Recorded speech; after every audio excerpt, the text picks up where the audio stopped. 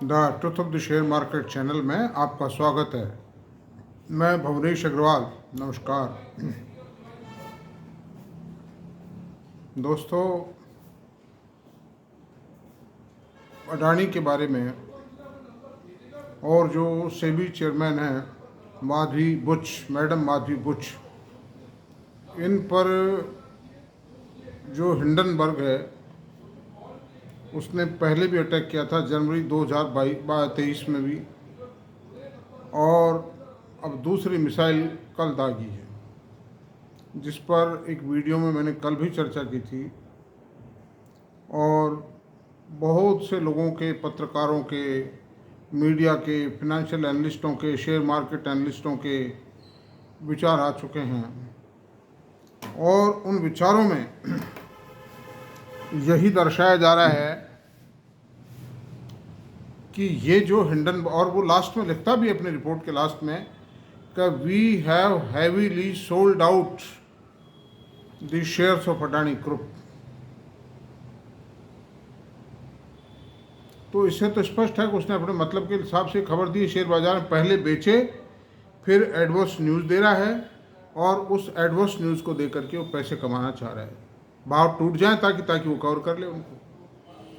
ये पिछली बार भी हुआ था, लेकिन पिछली बार की अब की परिस्थिति में ज़मीन और आसमान का फ़र्क है। मतलब उस समय तक अडानी ग्रुप के बारे में आम आदमी के मन में कई प्रकार की शंकाएं थी, और उसमें अडानी की भी गलती ये थी कि इनके जो शेयर थे, मैं अडानी ऑन रिकॉर्ड तो साबित नहीं हो सकता कि अडानी की गलती है, लेकिन वैसे आप देखें तो बिना मैनेजमेंट के इशारे के किसी भी शेयर के भाव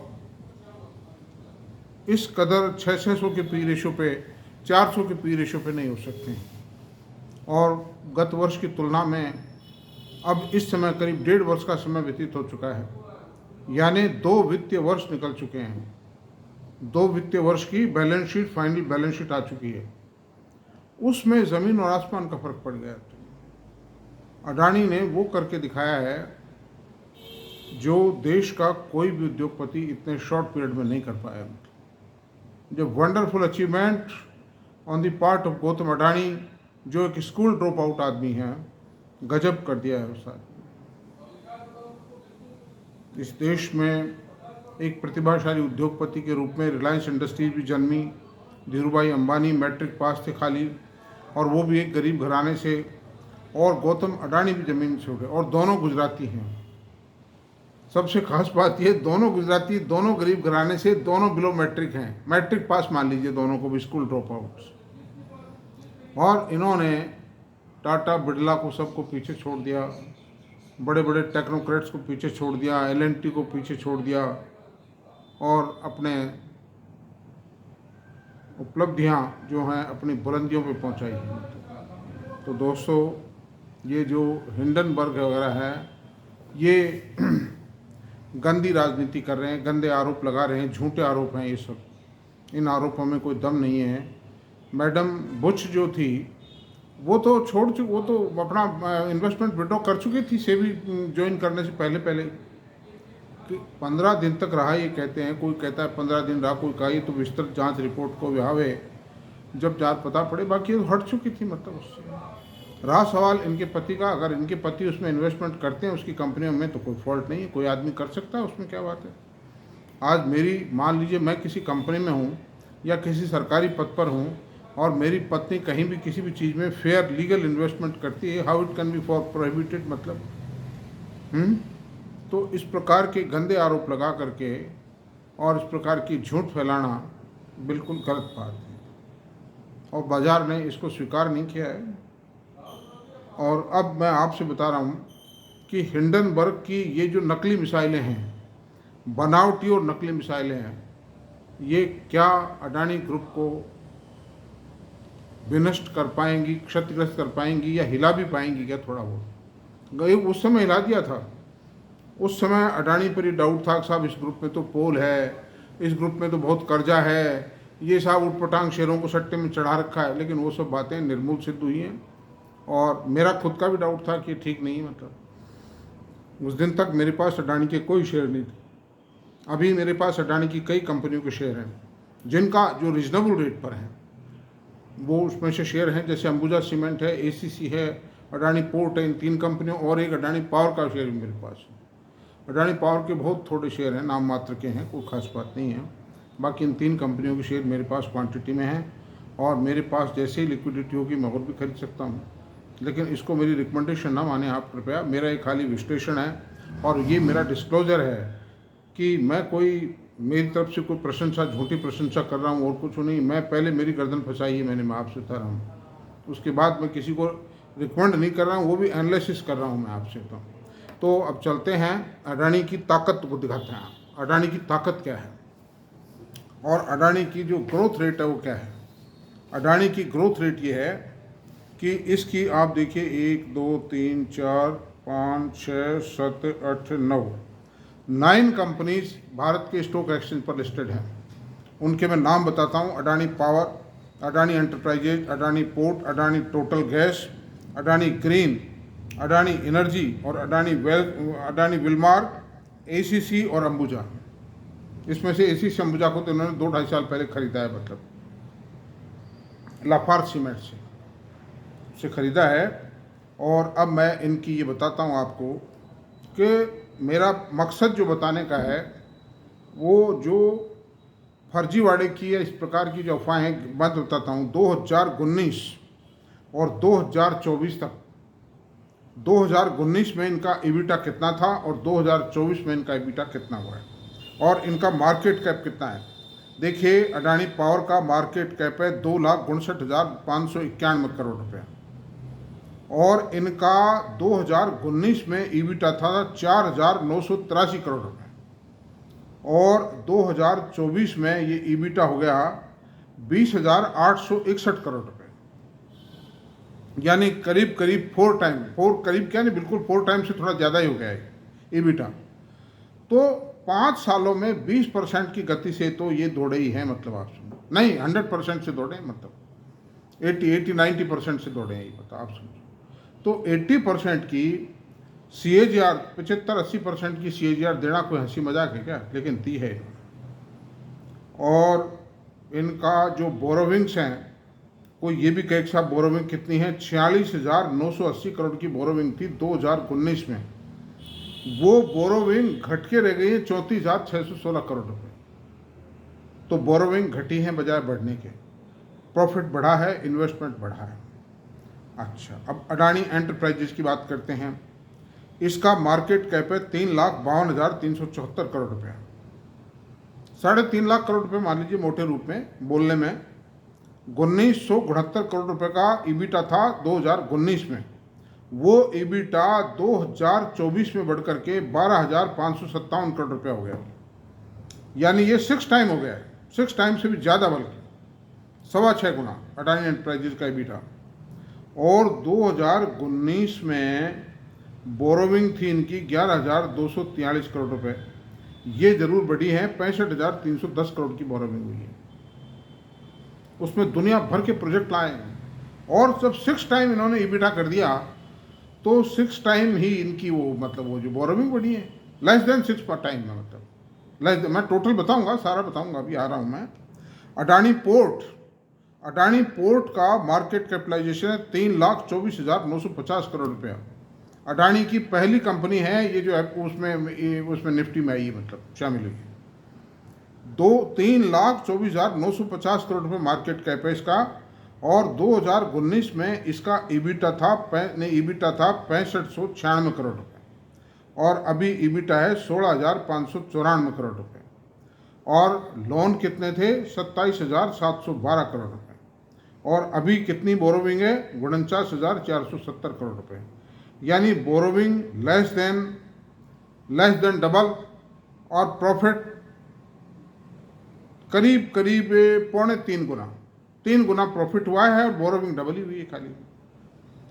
अडानी टोटल की बात बताते हैं, 400, इसका मार्केट कैप है 91,064 करोड़ रुपए, 455 करोड़ रुपए का ईबिटा था, जो अभी बढ़कर 1,151 करोड़ रुपए हो गया। और 2019 में ये ईबिटा, ये जो बोरोविंग थी 394 करोड़ रुपए की, अभी 1,557 करोड़ रुपए की ईबिटा हुई, यानी करीब करीब हर कंपनी के अंदर जितनी ग्रोथ आई ईबिटा में उतना ही इनका लोन बढ़ा है, और अडानी में तो कम भी हुआ है। 4 टाइम ईबिटा होने के बावजूद भी लोन जो है वो घटा है। अच्छा, अब आते हैं आपके अडानी ग्रीन पर आते हैं, जो इनकी बहुत बड़ी मतलब बहुत ही हाई प्रोफाइल कंपनी है इनकी। इनका मार्केट कैप है अडानी ग्रीन का 2,74,244 करोड़ रुपये। 1,526 करोड़ का ईबिटा था 2019 में, जो ईबिटा बढ़ करके 7,636 करोड़ रुपये हो गया 2024 में, यानी कि 15,575 5 टाइम। और लोन कितना था? 11,142 करोड़ रुपए थी बोरोविंग कहिए आप इसको, वो बढ़कर 64,858 करोड़ रुपए हो गई। 11 छिक्का 66 और 15,5 75 करीब करीब बराबर है, मतलब जितनी ईबिटा बढ़ा है उतना ही लोन बढ़ा है। अनदर थिंग, अडानी एनर्जी, इसका मार्केट कैप है, जो अडानी ट्रांसमिशन था इसका नाम, उसको नाम अडानी एनर्जी कर दिया है। 1,29,498 करोड़ रुपए इसका मार्केट कैप। इसकी जो ईबिटा था 2,778 करोड़ रुपए था 2019 में।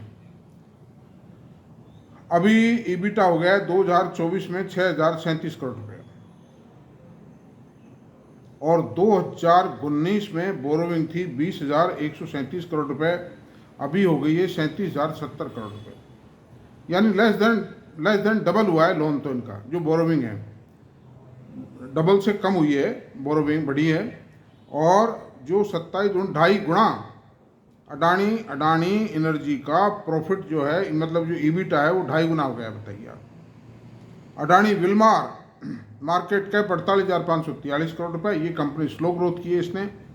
ये जो आटा चावल तेल वगैरह बेचती है ये कंपनी, फॉरेन कोलैबोरेशन भी है इनका, किसी से विल्मार से कोलैबोरेशन है इनका। तो 1,100 करोड़ रुपए का ईबिटा था 2019 में, जो अब इस समय 1,627 करोड़ रुपया हुआ है।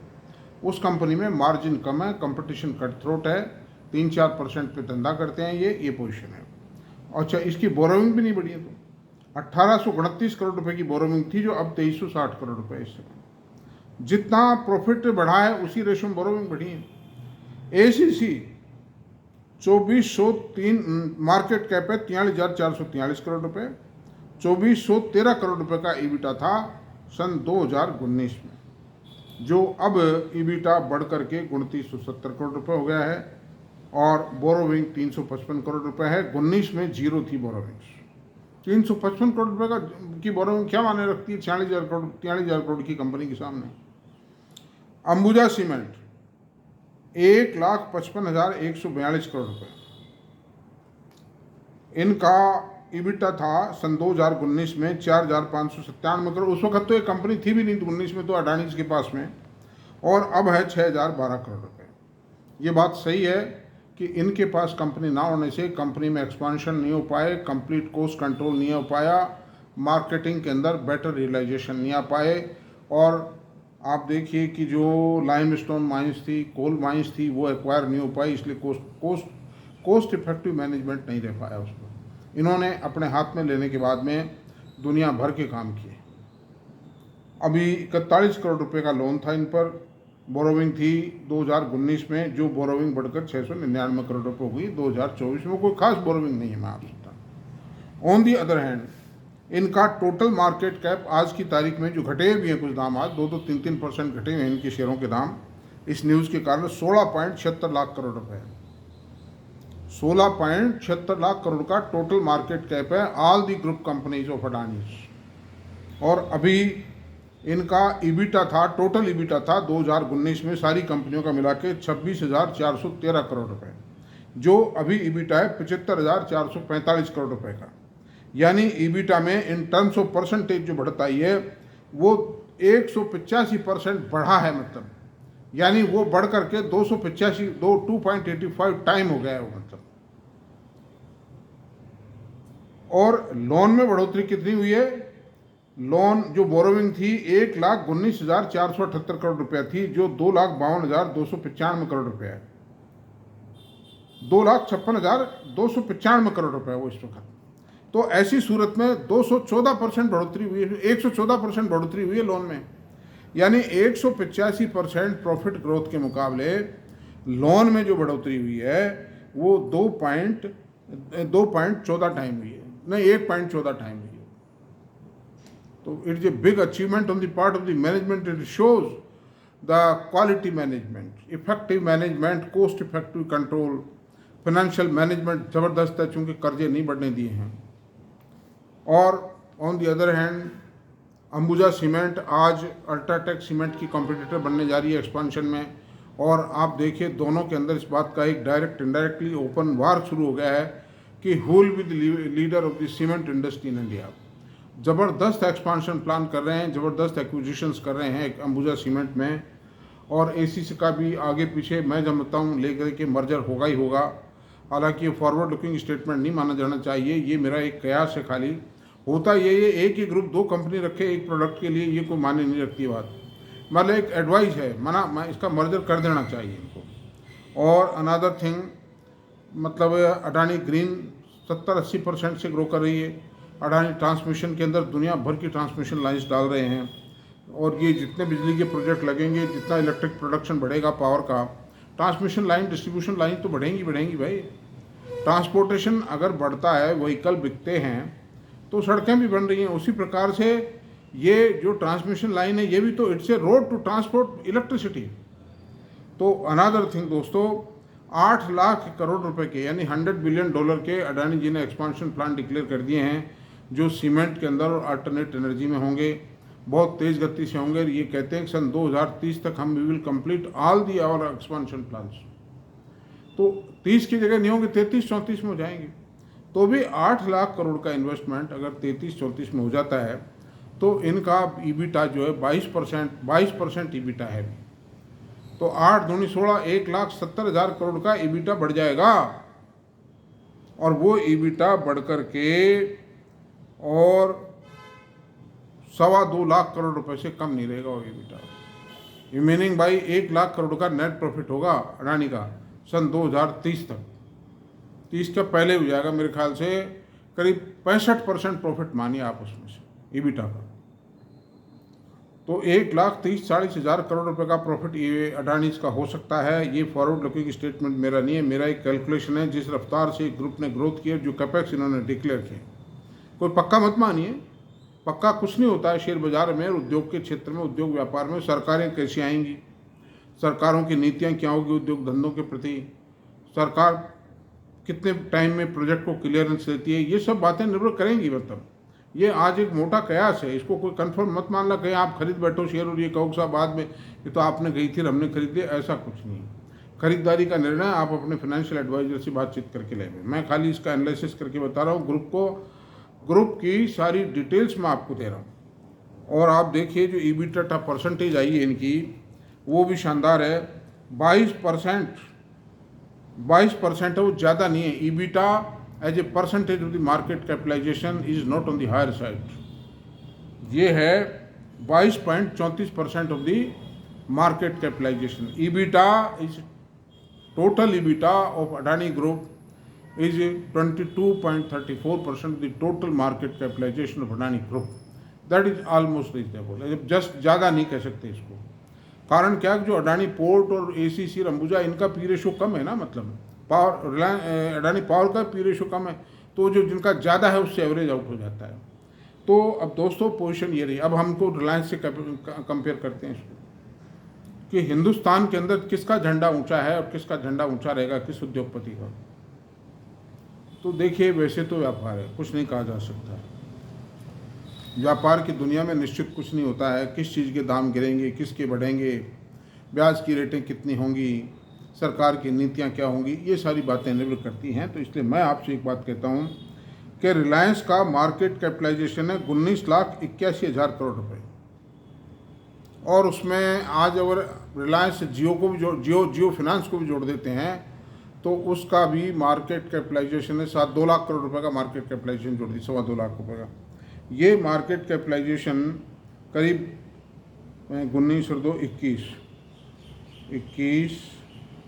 22 लाख करोड़ का मार्केट कैप है, मतलब रिलायंस का including Jio finance. Under these circumstances आप ये देखिए उनका एबिटा सन 2019 में 84,250 करोड़ रुपए था। आज की तारीख में 1,62,905 करोड़ रुपए।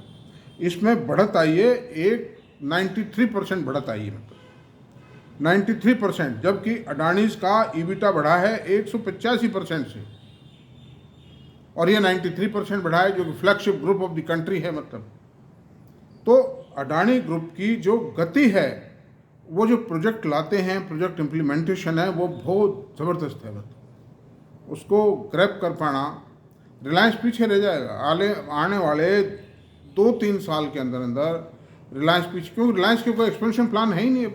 एक प्रोजेक्ट जो 75,000 करोड़ का प्रोजेक्ट है, जो कि इसमें वहीं चल रहा है, मतलब इसकी रिफाइनरी कैंपस के पास ही, वो अल्टरनेट एनर्जी का प्रोजेक्ट है, वो पूरा हो जाएगा। उसके बाद कोई प्रोजेक्ट इन्होंने डिक्लेयर नहीं किया है अभी तक।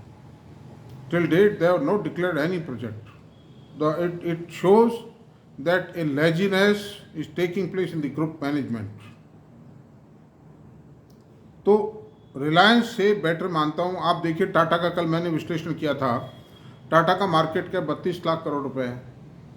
तो वो कम से कम 150 साल पुराना ग्रुप है, और उसमें तो एक ही कंपनी है जो 15 लाख करोड़ की है। अगर उसको हटा दिया जाए तो सिर्फ 16 लाख ही बचते हैं, तो 17 लाख ही बचते हैं, और क्या बचा फिर। तो अडानी से पीछे वो ग्रुप तो देखा जाए तो टाटा ग्रुप में है क्या, बताइए आप। ये नहीं, अगर आप Tata group minus TCS equal to 50%, less than 50%। Adani में तो डिफरेंट कई कंपनियां सब फ्लैगशिप बनने जा रही हैं, मतलब ये तो ये वंडरफुल अचीव जो है। मेरा खुद का रीडिंग गलत गई, मैं खुद गलत मानता था। मेरे पास अडानी पावर के, अडानी पोर्ट के, और मैं आपसे बताऊं अडानी ट्रांसमिशन के हज़ारों शेयर आए थे जब डीमर्जर किया था इन्होंने सन 2016 में, and I sold out them. कि ये सब फर्जियर गिर भी गए थे, रेट भी गिर गए थे, जब हज़ारों शेयर थे, मतलब समझो डीमर्जर में मेरे को प्राप्त हुए थे। मतलब तो भाई ऐसा ही है, अभी तो क्या करो, बात ये है। खैर एनीवे, आपने समझ लिया है। और कुल मिलाकर के मैं आपसे एक ही बात कहूँगा कि शेयर बाज़ार में जो जितना धीरे चलेगा और जितने बढ़िया शेयरों में इन्वेस्टमेंट करेगा, वो उतना ही ज़्यादा पैसा कमाएगा। मेरी एक थ्योरी है, मेरी एक फाइंडिंग है। आज 42 साल की शेयर बाज़ार की यात्रा के पश्चात, और मैं इस पर्टिकुलर शेयर में कोई खरीदने की या वो रिकमेंडेशन नहीं देता हूँ। मैं तो एक टीचर के नाते आपसे यही कहता हूँ कि go slow in the market, don't try to earn fast money in the market. जो तेज़ गति से कमाएगा वो तेज़ गति से गिर जाएगा, मतलब घाटा उठाएगा। आप ये देख लीजिए, एक बात बताइए, कछुए की और खरगोश की कहानी आपने सुनी है, खूब कहने की जरूरत नहीं है। आप खुद तेज़ दौड़ के देख लीजिए, तेज़ गाड़ी चला के देख लीजिए, वो टकरा जाएगी। मतलब तो अंडर दिस कम से 23 मिनट का वीडियो हो गया आज, बहुत बड़ा वीडियो हो गया दोस्तों, क्योंकि सब्जेक्ट भी बहुत बड़ा था। और ये हिंडनबर्ग कुछ नहीं कर पाएंगे, ये सब बेकार की बातें हैं, कुछ नहीं हो पाएगा इसमें। अडानी की ताकत को आज कोई अपोजिशन पार्टी पुकारें, वो अपना पॉलिटिकल बाटियाँ सेक रही हैं, कुछ नहीं होगा। और अब आज तो इतना रहने देते हैं इस वीडियो में तो, और अब चर्चा को ख़त्म करते हैं। और मेरा, अगर मान लो मेरी ये वीडियो पसंद आया है आपको, तो प्लीज़ इसको सब्सक्राइब करें, शेयर करें, लाइक करें, कमेंट करें। Thank you very much.